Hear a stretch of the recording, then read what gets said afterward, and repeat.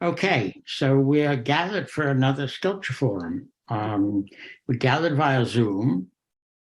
We're going to be recorded by the amazingly wonderful Rachael Bohlander, who will eventually edit this and post it. We gathered this time to talk about a book, not something we have seen, but something we have read. And since that's the case, we're able to be joined by a couple of guests who are in different locations. We're joined by Peter Venn, good friend and colleague of mine, who is an artist, a writer, a beekeeper, a father, a grandfather, and a good guy. Peter is in the UK. We're also joined by Andreas van Düren, who I believe is in Berlin, and Andreas is an author and an editor, and I believe a critic. We're going to be talking about a book by Jed Perl. The book is a small book written in very easy to read language. It's titled Authority and Freedom, A Defense of the Arts. And it is essentially, I think, an argument against the idea, an idea that's very present at the moment, that the arts, it's against the idea that the arts are to be looked at for or valued for engaging with current social, political, ideological ideas. The book proposes that a work of art is to be seen as a resolution of a dialogue, an exchange, a struggle between authority and freedom. The choice of those words, I think, is telling, because I think that those words are, those concepts are very much in use in political discussion in this country at the moment. He lays out his argument very succinctly on the first page. And so for those of us who haven't, those listeners, viewers, people interested in the forum and who come to it, I will read the first few lines just so that people who haven't yet or may not read the book will have some idea of the language and the sort of things he's saying. So it's chapter 1, the value of art. Authority and freedom are the lifeblood of the arts.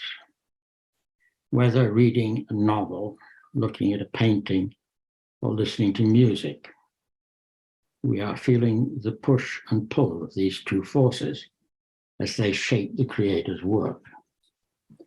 Authority is the ordering impulse. Freedom is the love of experiment and play. They coexist, they compete. Even a child setting out to write a story recognizes the authority of certain conventions, if only the need for a beginning, a middle, and an end.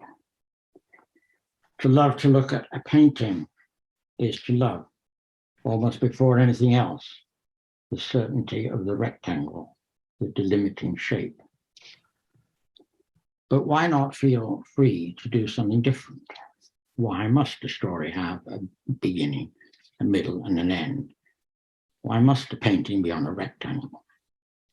One way of acknowledging authority is by opposing it, by writing, for instance, a story that ends inconclusively, open-endedly. The authority of art functions almost simultaneously as an inhibition and an incitement. The limitations sharpen the fantasy, clarify the feeling, they precipitate freedom.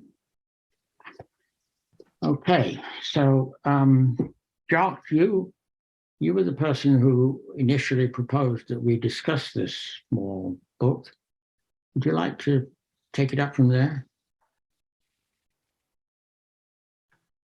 Well, I'm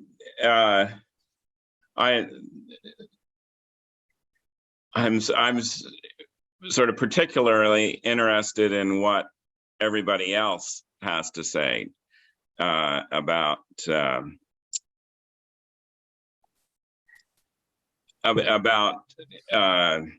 Jed's this particular critic's particular book, and I'm particularly sort of excited about having Andreas and Peter on board to discuss it.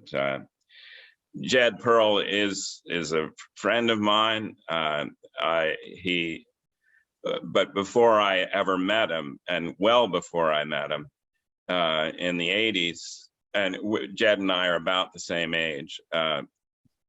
In the 80s, when Jed started publishing, I started reading him.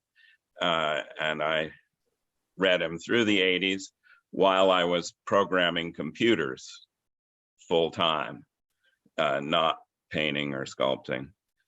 And it was Jed's writing that sort of kept me interested in drawing, painting, and sculpture.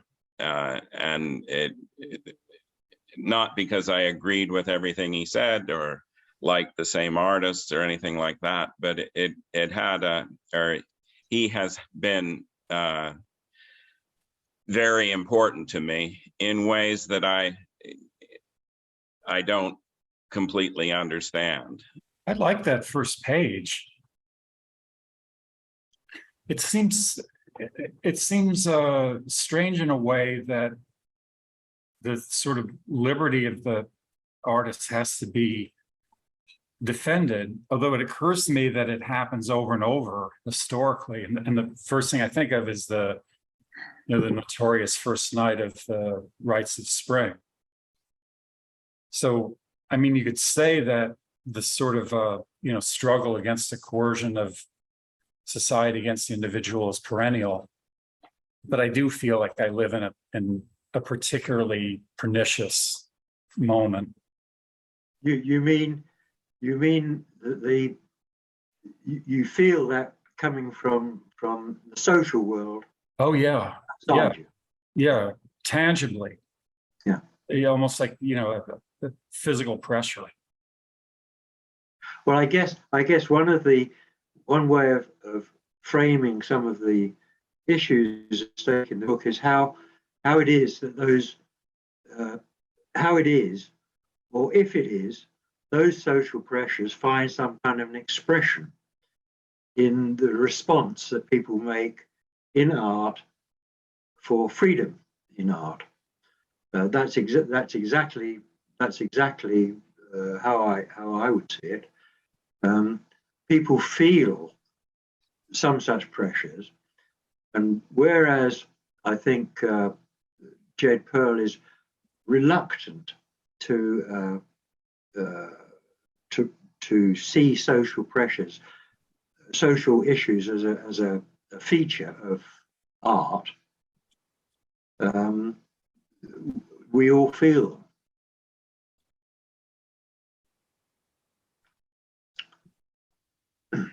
Andreas. Yes. I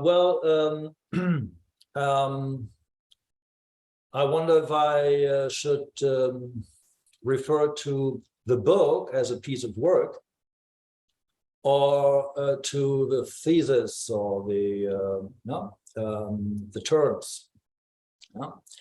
As a piece of work, meaning a text consisting of about 100,000 characters with certain characteristics and facets, and I could talk about that, meaning also style and form, of course. If I should refer merely to the title and this kind of suggestion, that there is a struggle or some kind of a dichotomy, or between those two forces. I would say that I don't quite see those two terms as the key words, to our problem, if we have any. For example, if I understand freedom profoundly or correctly, I would say that freedom in itself has this relation, this tension, because freedom is also relating to something. You are free from, or you are free to, and every freedom needs a kind of a starting point, to begin with, and to explore then the landscape, so to speak, in which you will want to develop and conquer even. So within this term freedom, there's already a certain relationship suggested, and I think to analyze this could be fruitful and productive. I don't think that authority is the right word to describe what really is the other force or the other law, maybe. Authority, I think, implies, and English is not my mother language, so I have to struggle a bit myself here, but I think authority implies a certain officially installed force or power. You wouldn't call any law of nature, for example, of authority. And I don't think that authority is really the force that has much to say within art. There are other forces, maybe even stronger, but I wouldn't call them authority. Maybe that's just playing with words, and I apologize. But as we are dealing with the text, I think we should take the text seriously. Yes, I think we should take the text seriously. It seems to me that the book, initially talks about authority as an ordering principle, or a need for order, the need to create order, the need to have order, the need to exist within some order. But as the book evolves, it seems to me that, I don't know whether you would agree with this, anybody, but it seems to me that Jed Perl equates authority in the arts with convention, with tradition, with the conventions that we find within a tradition. I think you're right. Sorry. I think that's right. Yeah. I think tradition is what he means when he talks about authority. Authority is how it's felt. Tradition is what it is. He's talking about how people inherit traditions, which without them we would be lost. We need those traditions. We need those traditions. So I do think that tradition is another word. Perhaps Andreas would agree that tradition would be a preferable word from authority. Tradition is definitely one element, and each and every artist, author, any creative person is in some relationship with the history, and part of the history is tradition. Maybe it is not necessarily the past. History is not the past. And I think that especially for an artist, everything he knows is present or can be present at the same time and in the same room. It's not that Giotto is far away and Corot is closer. They are all in the same room. Maybe we're not aware of all of them all the time, but this presence of what has been done and what can be done, deriving from the former, is a kind of pressure, yes, but I don't think that in the actual process or making that you really think much about that pressure. You feel it somehow, but at the same time, it's like any rule of the game. Without the rule of the game, which is arbitrary to a certain extent, you cannot start any game, and there wouldn't be any game, or you would have to choose another game, of course. So there has to be something you accept, even if it's called the Big Bang, and then you have to start. And this kind of playfulness is something that is almost crucial. This kind of a childish almost, playfulness is something that also relieves you to a certain extent from this pressure. Yeah, I think that's correct. I do think that I should mention that I think Jed also acknowledges that authority comes not just with the conventions and the tradition, but the material form that one is using, whether it be words or clay or a musical instrument or whatever. The material that is to hand, that one is manipulating, as it were, is another form of authority. It comes with its own limitations. All of this stuff, the history and the stuff one is that one has, to make something out of, constitute a kind of language. They constitute a kind of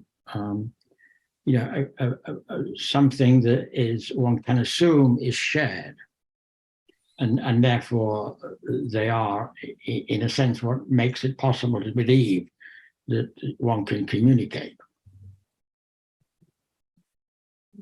I have this sense in that first page that authority and freedom are the same thing.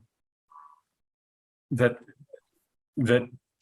really the subject is a kind of balance between assertions and things that we call authoritative, tradition or regulation or societal expectations are, in the individual's perspective, they're someone else's liberties. But I think where he means to go with all this is the feeling at the moment that society is making demands that curtail the artist's freedom, which seems to me very true. And I think that the harshest coercive force in an artist's life are the unspoken demands and expectations that community and society exert without regulation, without articulation on a page or in criticism. Can you give us a kind of sense of what you mean when you say that? I mean, I think that since you're talking about something that isn't articulated, can you articulate it? I mean, can you give us? Well, I think as artists, as people, as citizens, we're subject to an enormous reservoir of nonverbal communication, nonverbal understanding. And it's tremendously influential. And the sort of climatic sense of what's appropriate and not, and what vocabulary is appropriate or current and offensive or inoffensive is, I think, enormously controlling. And I think that we live in a moment when people are, exerting their freedom in private, almost in silence. You're talking about kind of, I don't know what you're talking about, but see, what I hear when I listen to you, what I find myself thinking about is something to do with expectation, an anticipation. Yeah. At the moment we're, I think what had been accepted and effective notions of courtesy and personhood are, they're up for grabs. And the alternatives are not yet clear. The terms are not clear.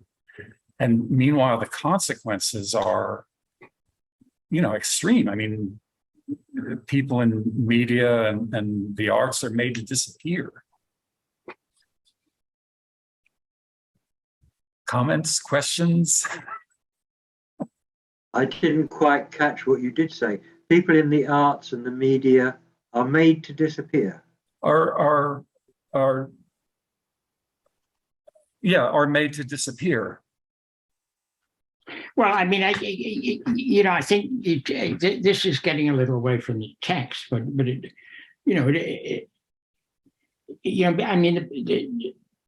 it seems to me that Jed, in his book, would like us to, while he doesn't want works of art to be required to be or to be valued because they engage, directly with current issues in any form. He does, I think, want works of art to be seen as a kind of metaphor. Any particular work is to be understood as some kind of metaphorical resolution between these forces that govern society. Authority, the need for order, while maintaining a degree of freedom for the individual. I think he wants works of art, while not engaging directly with particular issues, to be seen as some kind of metaphorical reference to and resolution in some form or other of those what I think he sees as opposing forces. Authority and freedom.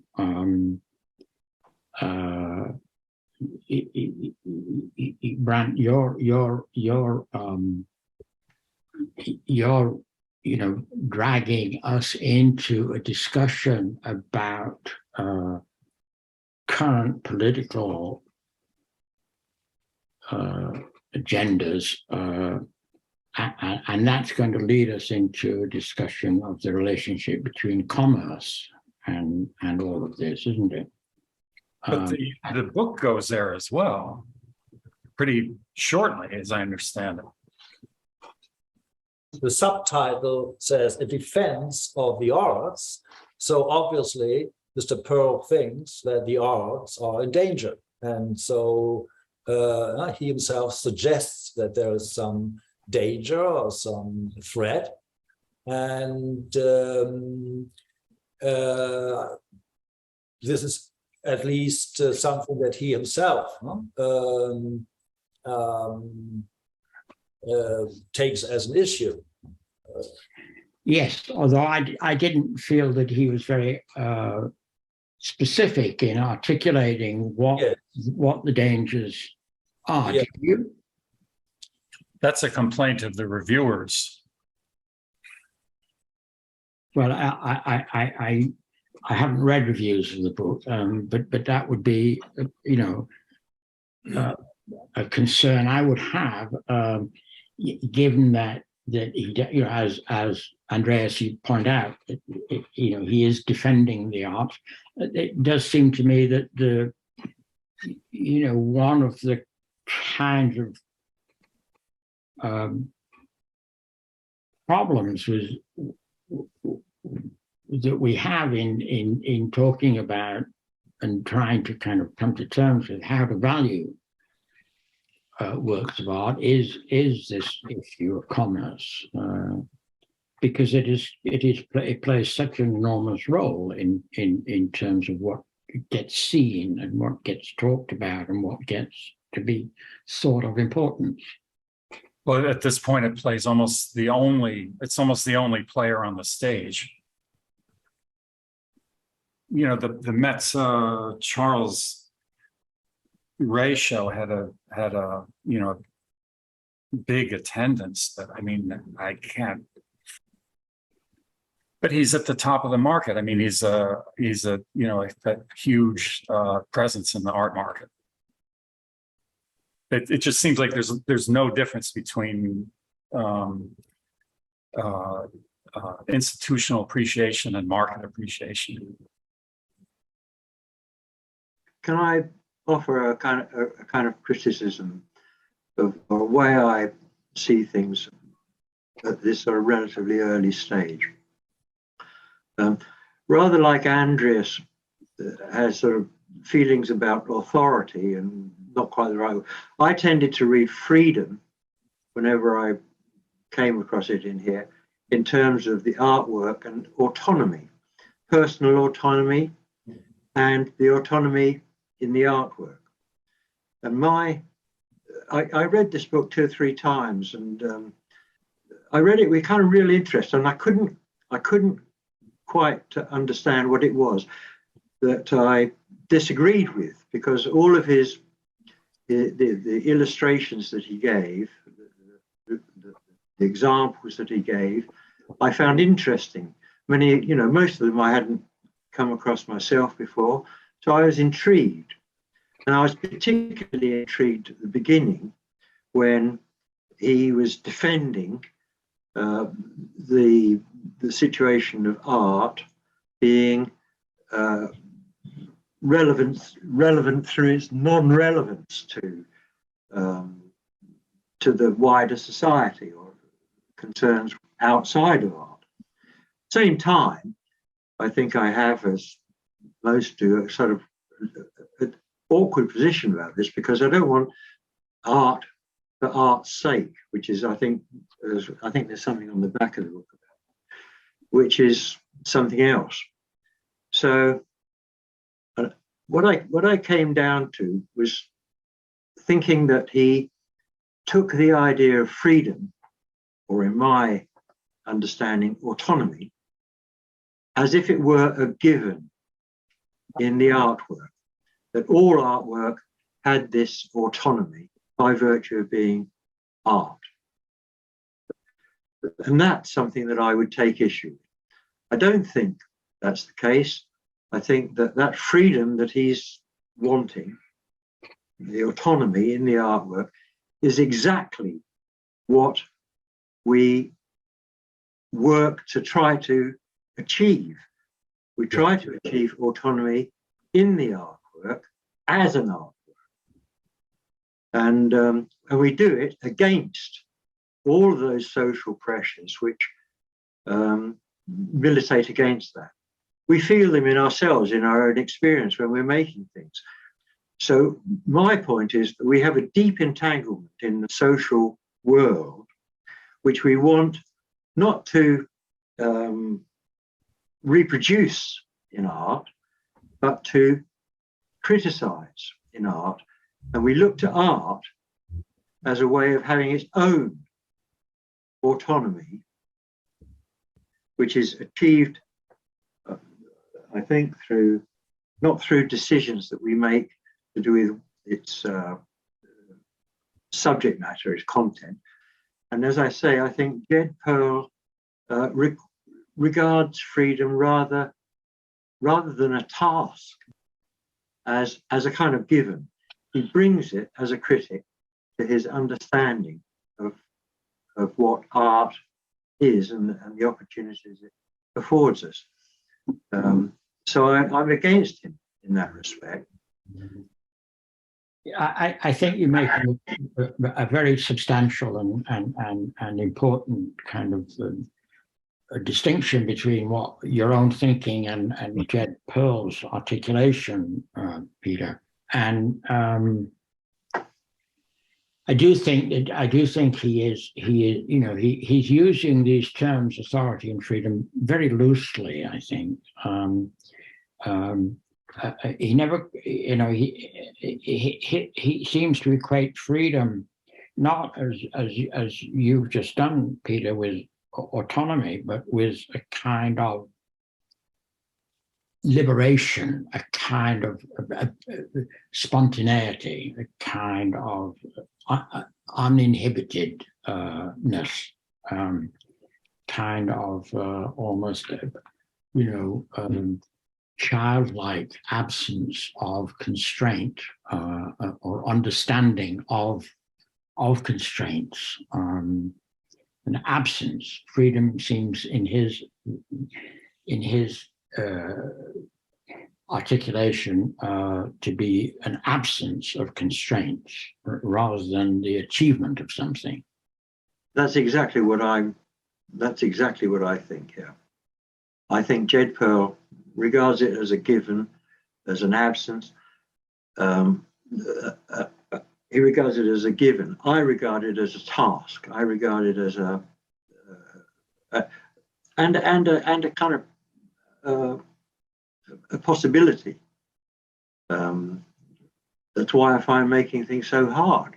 Yes, yes. I would absolutely echo what you said, Peter. I think it's a constant struggle, and Brandt, this I think goes to what you were talking about. You know, the sense of being, as it were, in some way, in my studio, to be at liberty, to you know, to try to accomplish something that I don't know. You know, the operation makes no logical sense in the world that I've just left. You know, when I go down to my studio, I leave this world and I go to another realm. And what I do there makes little sense in this realm. And it's a constant, you know, and I think this is... Yeah. Go ahead. Oh, I think that's a good thing, and almost a necessary and inevitable thing, which has gone on as long as there's been a modern, post-sacral notion of visual art. But there's little doubt in my mind that the occasion for this book is the current scene. It's not a kind of a Hegelian opposition between two ideas. It's about the fact that society, that aspects of society, it's not all in one place, et cetera, but aspects of society want to control what we say and how we say it. It's to quote that recent Gober exhibition title, which I don't know if it's any relation. It's like, shut up, no, you shut up. No, I think you're absolutely right. Yeah, I mean, I think the occasion for the book is absolutely the current scene here, and almost in New York. That art world, it's addressed very directly, I think. But I mean, my problem with it is I don't think it does the job. For reasons that Peter has begun to articulate, and I think Andreas has touched on. I don't think it does the job, and I wish he would write a book or something that addressed the situation more directly and more openly. I mean, one of the problems I had with the book is that he attempts this kind of universality about it. I mean, he attempts to kind of include works of art from everywhere in any culture at any time under this rubric of, a kind of exchange between authority and freedom. And I think that dilutes the thing terribly and is questionable. And if he wants to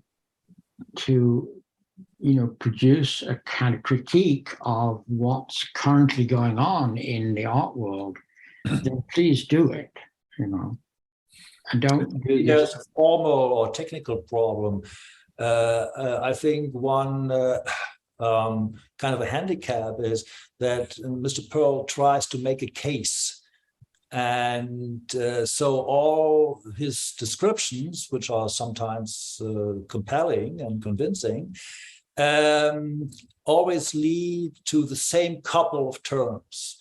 It's always authority and freedom he comes back to, instead of developing, transforming, translating these terms into other contexts, and so that there is some widening of the space of thought. And he, I think, tries to remind us from time to time, over and over again, of the same problem, instead of really analyzing what he thinks is the problem. And so at some point, I had the rather rude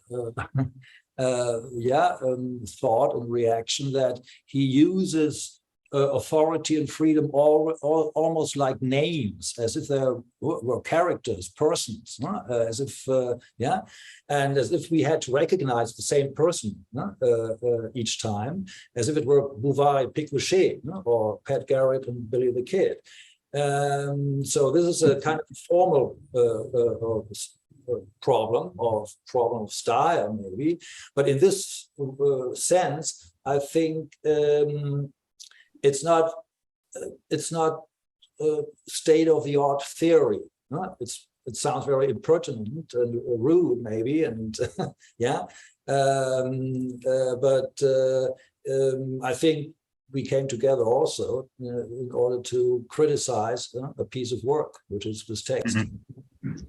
Yeah, no, I think that's very apt. I think Andreas, I think he does use those words, authority and freedom, as almost names, and yet does not expand upon what it is that he's naming sufficiently. He gives, as you say, a whole series of examples of works, but he simply asserts, I think, declares that they are, what we're witnessing when we're engaging with them is the outcome of this exchange between authority and freedom. That's what we're witnessing, without elaborating beyond that. I found that when I reread it, that there are certain places and certain points where something sort of jumped out at me that made me balk at it. I got the feeling that he was an outsider looking onto the art world, which I think probably goes along with what you, Brandt, were saying about the current situation. I say he was an outsider, and he was an outsider because he had a view of an outsider of freedom and authority, which he then brought with him to apply. He applied this idea that he had, and so found in everything that he looked, wherever he looked, a validation of that view. And again, this is rather different from what would have liked to have found, which I thought I was going to find when I began to read it in terms of art's irrelevance in the way that he talks about it being relevant by virtue of its irrelevance to things outside it. I didn't find that, and what I didn't find was much of an idea of experience in terms of present experience with an artwork. And in my feeling, what's valuable about the artwork is got from the artwork, and the job of the critic, the job of the viewer, would be to enter the artwork, immerse themselves in the artwork, so as to find things in it in terms of their experience, not as an experience that they brought to it, but as a beginning of articulating experiences they found that the artwork itself gave. So I think his idea of experience is a kind of applied experience, a second-hand experience, something he brings to things rather than something he looks to the artwork to give him. Peter, that's a very. I tend to agree with you. I tend to agree with you. And in terms of his engagement with the arts, his engagement as a critic, which he is, and he writes regularly reviews of exhibitions and things.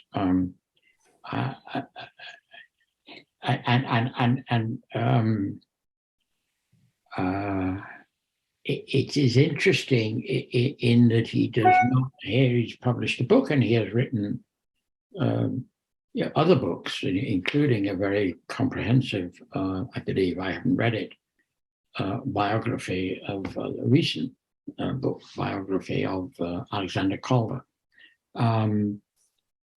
large book, and in that sense, I suppose he is an author and therefore a practitioner, and you would think he would have some experience as a practitioner that would allow him a point of view distinct from that of an outsider, an onlooker, a passive, as it were. I think you're suggesting a spectator. I think you're suggesting he's a spectator rather than a practitioner. But he is. Here we're talking about a book, and as Andreas suggested initially, are we going to talk about this book as a work? Are we going to talk about the ideas in the book? And I guess we've sort of done both, and that's, I guess, what I hoped we would do. But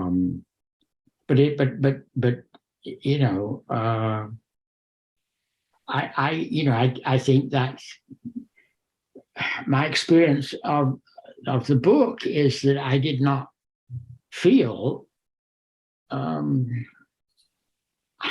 can I say this? Jed Perl was somehow absent from the book, except momentarily here and there. And I think that, I'm not sure I'm able to say this clearly, but I don't feel the author of this text was sufficiently exploring something that was new to him, that was a discovery. I don't think he discovered anything in writing this text. And that's what I sort of missed.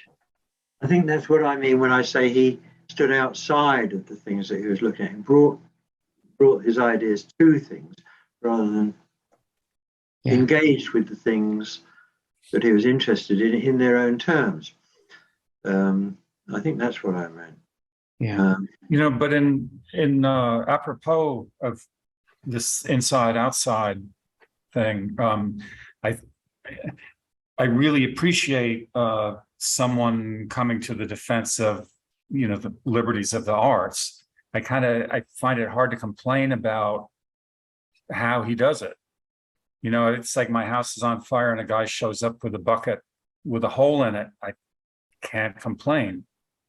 But I think ultimately it's artists and artworks that enforce our liberties.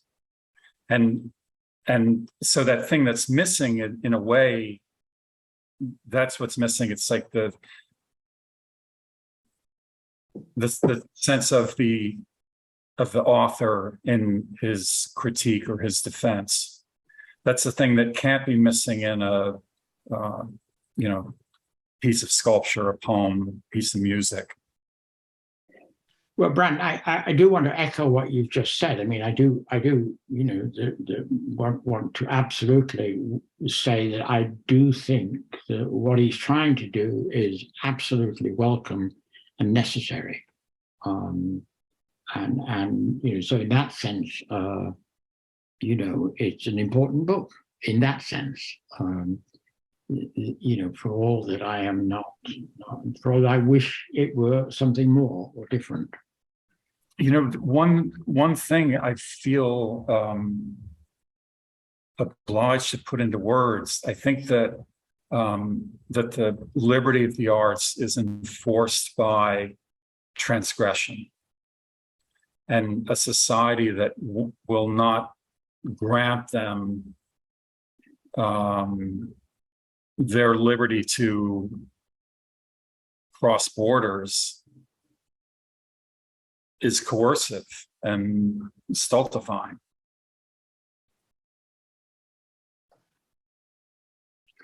Yeah, well, that takes us to another place, doesn't it? I mean, the extent to which the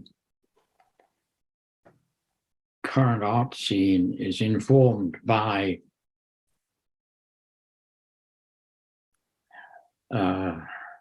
reaction to previous transgressions, you know, is something we could discuss. I mean, the freedoms that we have are the transgressions of the past. We don't have any freedom that didn't involve somebody bucking a system, a regulation, a society. And it can't stop now. Well, I'm not sure we'd need to discuss that in some more detail. I mean, I'm not sure that, you know, I mean, I'm not sure.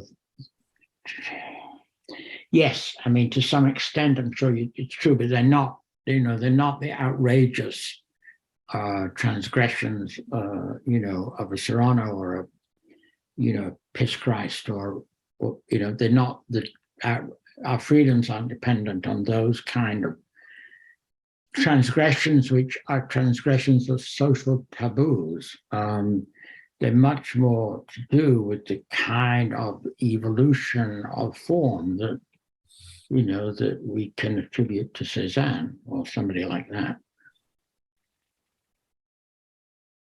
Which I'd say is transgressive as well.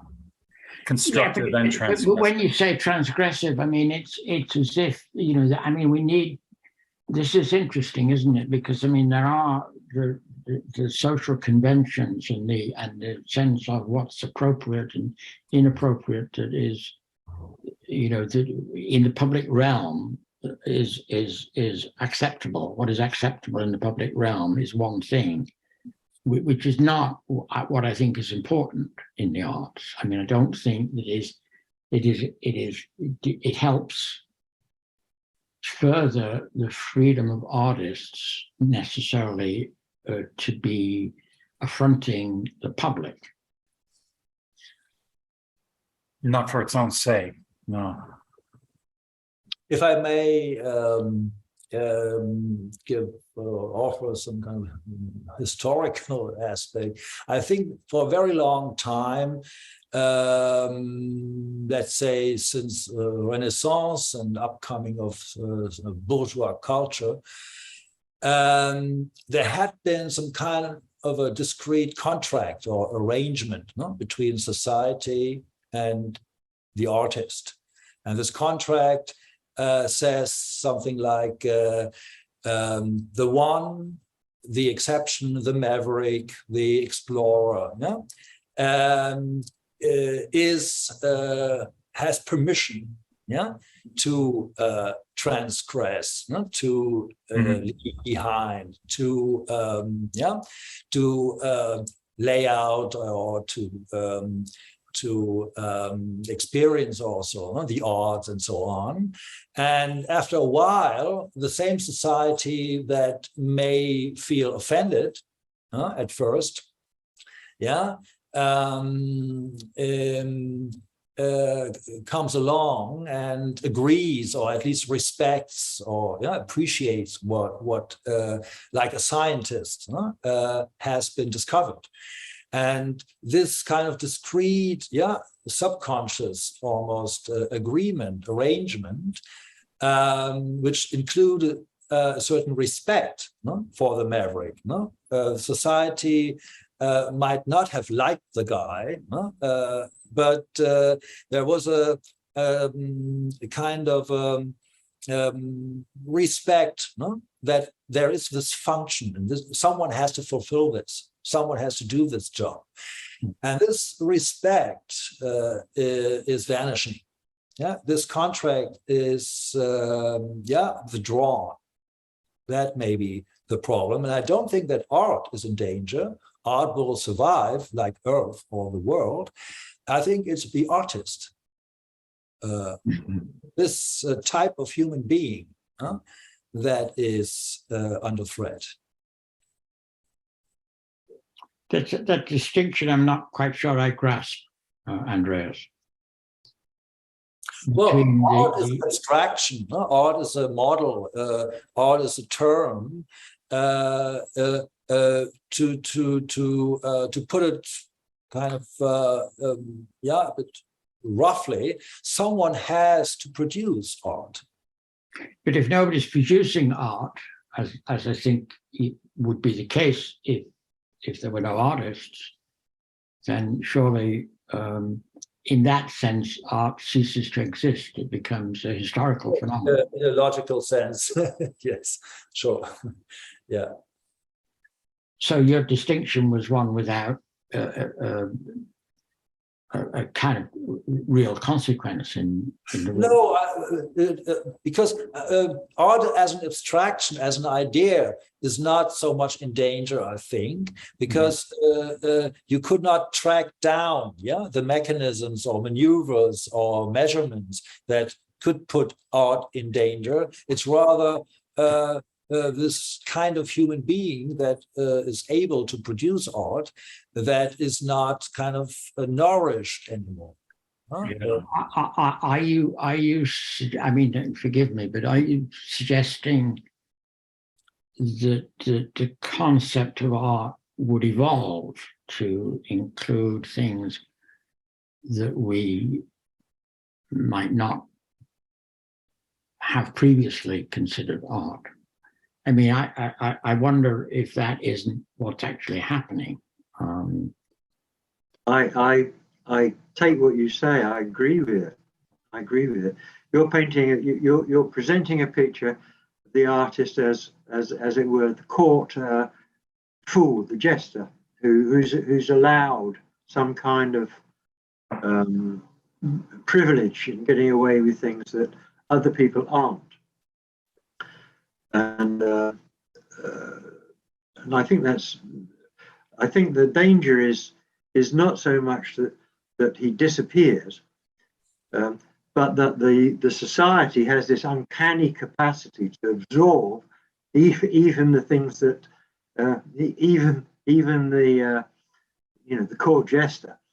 It has this uncanny capacity just to absorb as a moment of itself all that would oppose it, all that would bring criticism to it.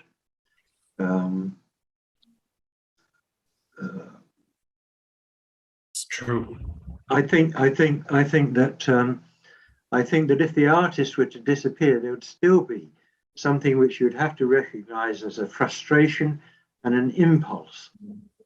And that impulse and that frustration, however mediated it is to do with one's experience of being in a society, in a social setting, and the feelings of being oppressed by that social setting, and the need to find one's self, one's freedom, one's autonomy, perhaps, within that social setting.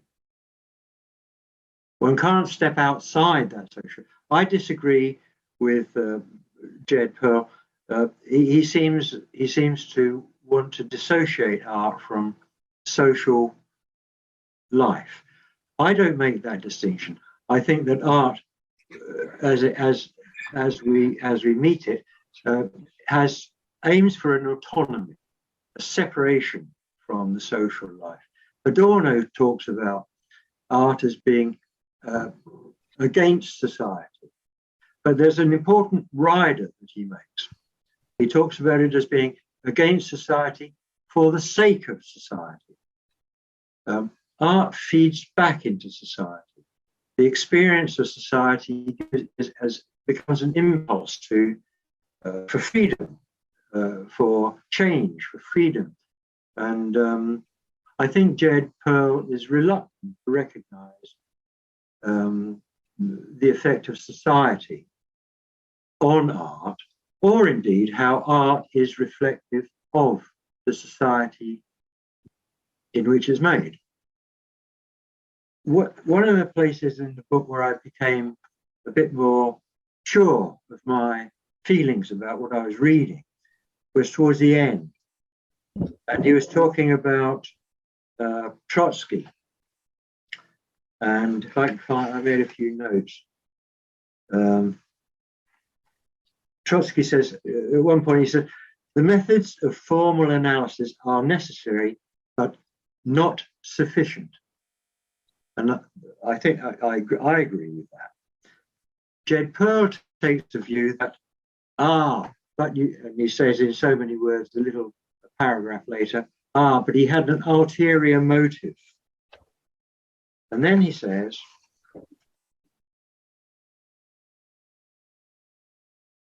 if I can find it, Trotsky says, the artist could not serve the struggle for freedom, the revolutionary struggle is what he calls it, unless he subjectively assimilates its social context. Interesting for me, Jed Perl says about this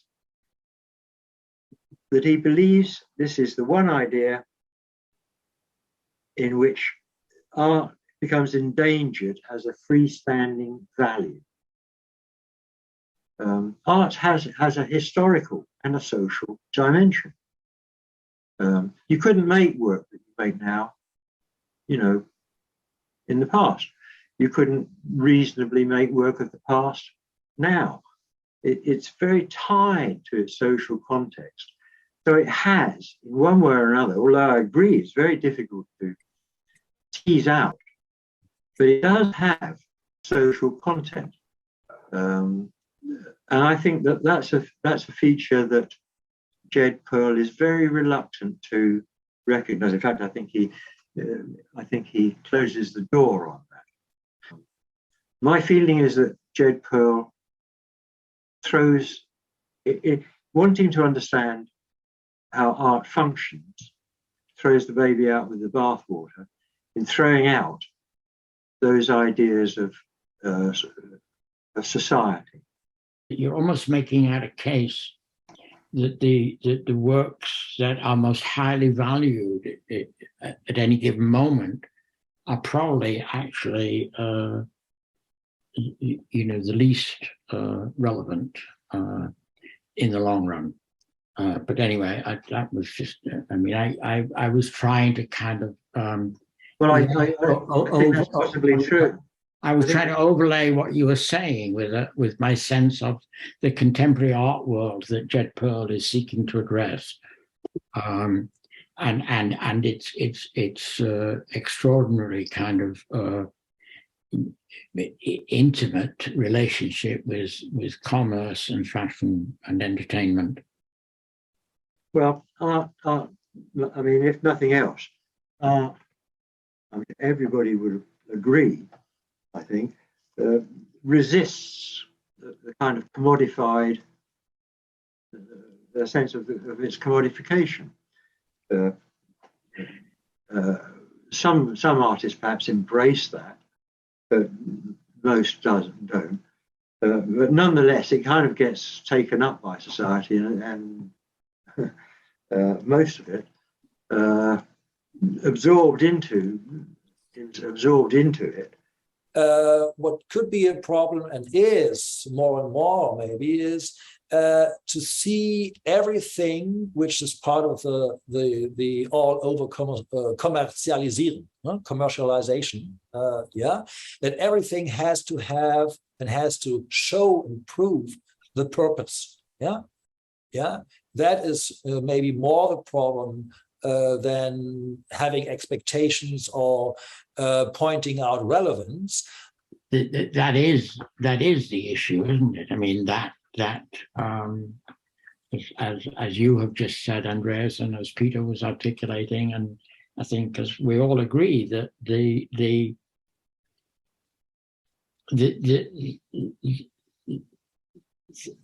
desire to have a work of art not be something that is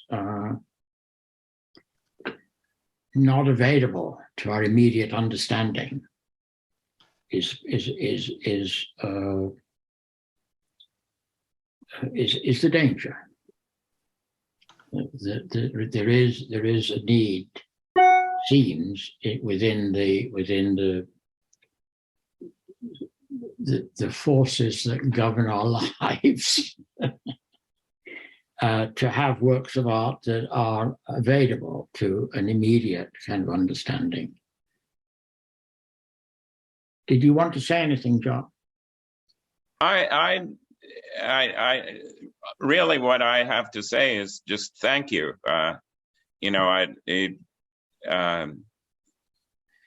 It really fun listening to both Peter and Andreas. And I just was, I agree sort of with everything that has been said, and the book is a much richer experience because of this discussion. Okay, thank you. And Brandt, anything you want to say? No, I'm all set. Thanks. Okay. So Peter and Andreas, thank you so much for joining us. I really hope we can find another occasion to do this again.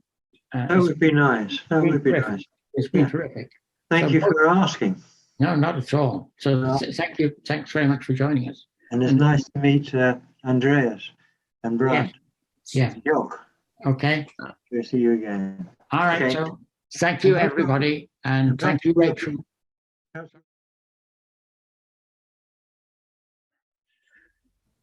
Garth has urged me to say something about the discussion, really about my silence after the first few minutes. Okay, I'll say it took all my mental energy just to keep up with the discussion as it happened. I simply wasn't nimble enough to contribute, and the discussion seemed to be moving along just fine without me. Garth was really amazing moderating the actual discussion. It was much easier to read Jed's book than it was to follow the discussion. But reading the book is just the beginning, or reading a book is just the beginning. Talking about books with friends and enemies is what really matters. Authority and Freedom is an unusual book for Jed. It's more retrospective, kind of a summary of some thoughts he's had, not the direct encounter with an exhibition or an artist's whole life. I've grown used to that kind of thing. I don't want to speculate about whose idea it was to write the book. Was it Jed's idea or his publisher's? The book got written. It's being read and discussed. That's what's important. Jed's writing has been important to me for that very straightforward reason. He writes, I agree with him, I disagree. Often I learn things, but it's the straightforwardness of his writing that has kept me interested for many, many years. The act of writing the book by itself, apart from the arguments in the book, seems to me an important defense of the arts. Andreas makes a similar point early in the forum. Garth talks briefly about Jed as a practitioner, as a kind of artist, a writer. Jed certainly is a writer, and he's written as a journalist, as a critic, as a biographer, as an historian. Jed also studied painting seriously early in his life.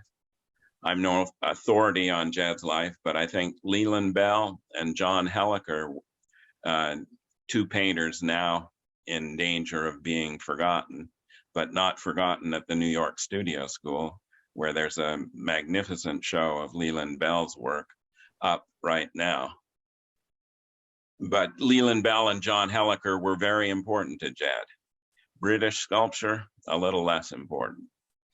I'm not trying to set up a good guys, Jed, the Studio School, versus bad guys, Garth, St. Martin's contest here.